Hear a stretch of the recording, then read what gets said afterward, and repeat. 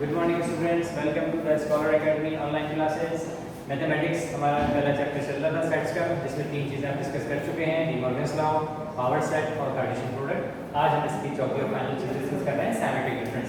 ये चार चीज़ें जब आप कर लेंगे अच्छी तरह से तो इंशाल्लाह अगर आपको सेट्स में जो 10 ईयर्स पेपर आप देखेंगे उसमें तमाम चारों टाइप के क्वेश्चन आपको खुद ब खुद नजर आते जाएंगे, तो फिर उनको आप सॉल्व कीजिएगा, उससे आपकी प्रैक्टिस बहुत अच्छी हो जाएगी।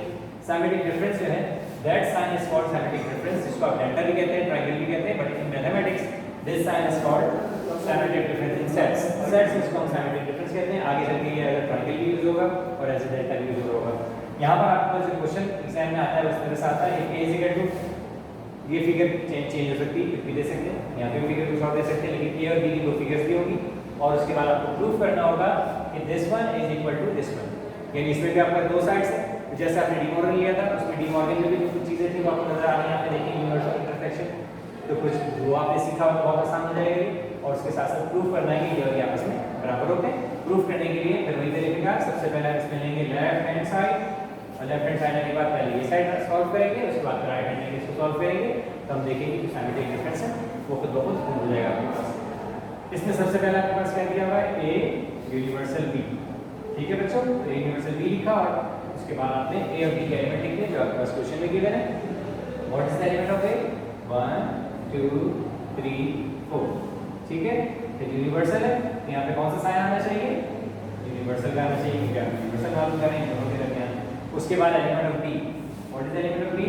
3 4 5 6, जो भी एलिमेंट्स होंगे वो आप लिख लेंगे। यहाँ पे ये मौजूद है तो ये लिखा, आगे आपको क्वेश्चन कुछ और मिल रहा है तो आप लिख लीजिएगा। उसके बाद जब आप उसको फर्दर सॉल्व करने के लिए जाएंगे बच्चों, तो ये क्या होना चाहिए? यूनिवर्सल हम पिछली क्लास में डिस्कस कर चुके हैं। यूनिवर्सल का मतलब होता है कि द एलिमेंट ऑफ ए और एलिमेंट ऑफ बी, दोनों में जितने भी एलिमेंट हैं सब के सब हम मर्ज करके लिखते हैं, and if the number is repeat तो उसके नतीजे में हम क्या करते हैं कि उसको हम सिंगल टाइम्स लिखते हैं। यहाँ पर आप देखिए 1 सिंगल लिखा, आपने लिखा, 2 सिंगल था, 3 यहाँ पे भी और यहाँ पे भी राइट ऑन लिया सिंगल 3, 4 2 टाइम्स का सिर्फ एक टाइम लिखा। ये दोनों जो 3 4 हैं इन दोनों को रिप्रेजेंट कर रहे हैं, दो दफा लिखने की जरूरत नहीं है। Then 5 and then 6, this is a universal B. उसके बाद आप आएंगे इसके दूसरे पोर्शन पे, वो क्या दिया आपके पास? A intersection B. Again write down element of A 1 2 3 4 and then element of B with the sign of intersection, क्योंकि इंटरसेक्शन है तो यहाँ पे इंटरसेक्शन आ गया, और बी के एलिमेंट लिख दिया आपने 3 4 5 6। और ये भी आपको अच्छी तरह से पता है कि when the intersection is progress, तो उसके नतीजे में क्या होता है? जो एलिमेंट ए में और बी में सेम होते हैं, the common element between A and B, वो यहाँ पे लिखे जाते हैं। दोनों में कॉमन क्या नजर आ रहा है आपको?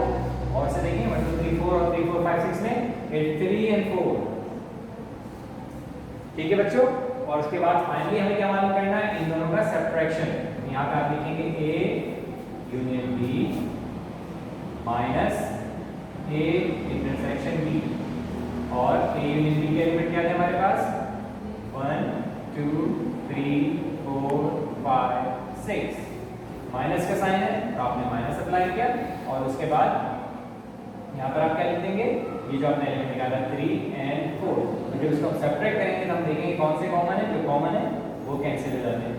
कैंसिल हो गए तो बाकी क्या बचे आपके पास? 1 2 and 5 6, so you can write down 1 2 5 6। ये हमारे पास किसका आंसर आ गया? लेफ्ट हैंड साइड का आंसर आ गया जब हमने इसको पूरा सॉल्व कर लिया। अब हम आएंगे इसके बाद राइट हैंड साइड पे, और राइट हैंड साइड पे आपके पास क्या दिया हुआ है? राइट हैंड साइड पे आपके पास दिया हुआ है ए सिमेट्रिक्स बी, ठीक है बच्चों। तो जब ए सिमेट्रिक्स बी है, हम यहाँ सॉल्व करना शुरू कर रहे हैं, तो उसके बाद यहाँ लिखेंगे ए सिमेट्रिक्स बी, और फिर यहाँ पर दोबारा एक एलिमेंट लिखेंगे, जैसे आप यहाँ पे लिख रहे थे क्या है एक एलिमेंट 1 2 3 4, तो आपने यहाँ लिखा 1 2 3 4। उसके बाद दरमियान में कौन सा साइन है? ना यूनिवर्सल है ना इंटरसेक्शन है, बल्कि सिमेट्रिक्स का साइन है, तो आप भी ब्रैकेट के दरमियान में सिमेट्रिक्स का साइन अप्लाई करेंगे। उसके बाद एलिमेंट ऑफ बी क्या है आपके पास?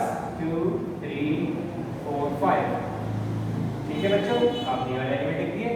लिखने के बाद अब हमें इसके सिमेट्रिक्स मालूम करना है, तो आपको ये पता होना चाहिए कि व्हाट डज मीन ऑफ सिमेट्रिक्स।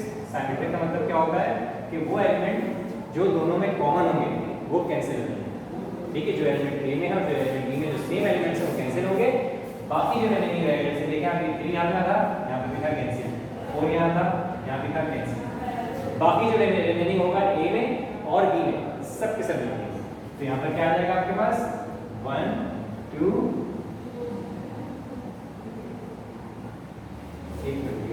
ये जो आपके पास एलिमेंट है मैंने लिख लीजिएगा 3 4 5 6, ठीक है, जिसमें से 3 और 4 कैंसिल हो गया तो हमारे पास क्या बच गया 1 2 और 5 6। हम ये देख रहे हैं कि जो एलिमेंट यहाँ पर हमारे पास बचे थे देखिए भैया सेम हो गए। तो ये साइमेट्रिक डिफरेंस था हमारे पास कि this one is equal to this one, तो बहुत प्रूफ हो गया कि पहले आपने ए बी निकाला, फिर इंटरसेक्शन निकाल के इन दोनों का सब्ट्रैक्शन लिया तो हमारे पास 1 2 5 6 आया। और जब इन दोनों एलिमेंट को आपने लिखा इसमें जो कॉमन थे वो कैंसिल हो गए, बाकी जो यहाँ से और यहाँ से बचा उसको लिखा तो दोनों सेम आ गए। This is called symmetric difference.